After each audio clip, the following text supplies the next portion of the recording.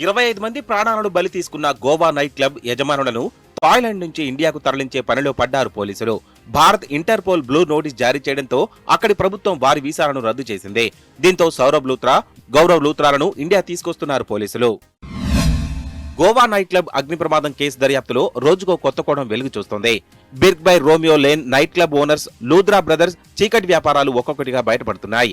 ఒక్క ఢిల్లీ అడ్రస్ తోనే సోదరులిద్దరూ 42కు పైగా డమ్మీ కంపెనీలు నిర్వహిస్తున్నట్టు తేలింది. అవినీతి అంతానికి లోకాయుక్త చట్టం అమలు చేయడం ఒకటే మార్గమంటున్నారు ప్రముఖ సామాజిక కార్యకర్త అన్నా హజారే. ఈ చట్టాన్ని ఇప్పటికైనా ఆమోదించాలని మహారాష్ట్ర ప్రభుత్వాన్ని డిమాండ్ చేశారు. లేదంటే వచ్చే జనవరి 30 నుంచి మళ్లీ ఆమరణ నిరాహార దీక్షకు దిగుతానని హెచ్చరించారు. మంత్రి కాంగ్రెస్ సీనియర్ నేత శివరాజ్ పాటిల్ అనారోగ్యంతో కన్నుమూశారు. మహారాష్ట్ర లాతూర్లో ఈ ఉదయం ఆయన తుది శ్వాస విడిచారు.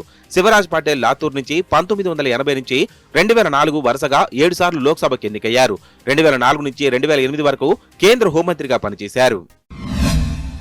ఆంధ్రప్రదేశ్లో ఘోర రోడ్డు ప్రమాదం జరిగింది. అల్లూరు సీతారామరాజు జిల్లాలో ఓ ప్రైవేటు బస్సు అదుపు తప్పి లోయలో పడింది. ఈ ఘటనలో 9 మంది మృతి చెందగా పలువురు తీవ్రంగా గాయపడ్డారు. ఈ ఘటనపై దిగ్భ్రాంతి వ్యక్తం చేశారు సీఎం చంద్రబాబు. మృతుల కుటుంబాలకు సంతాపం ప్రకటించారు. బీహార్లో సీతామఢీ జిల్లాలోనే 7,400 కేసులు వెలుగులోకి వచ్చాయి. బాధితుల్లో 400 మంది చిన్నారులే ఉన్నట్టు తెలిపారు వైద్యులు. జిల్లాలో ప్రతి నెల 50 నుంచి 60 దాకా హెచ్ఐవి పాజిటివ్ కేసులు నిర్ధారణ అవుతున్నాయన్నారు. పేరెంట్స్ నుంచే పిల్లలకు ఈ వ్యాధి సంక్రమించినట్లు చెబుతున్నారు. స్వచ్ఛ ఇంధన వాడకంలో భారత్ మరో కీలక ముందడుగు వేసింది. హైడ్రో ఇంధనాన్ని వాడుతున్న చైనా, నార్వే, నెదర్లాండ్స్, జపాన్ దేశాల సరసన నిలిచిన ఇండియా దేశంలో తొలిసారిగా వారణాసిలో హైడ్రోజన్ ఫ్యూయల్ సెల్ నావా అందుబాటులోకి తీసుకొచ్చింది కేంద్రం.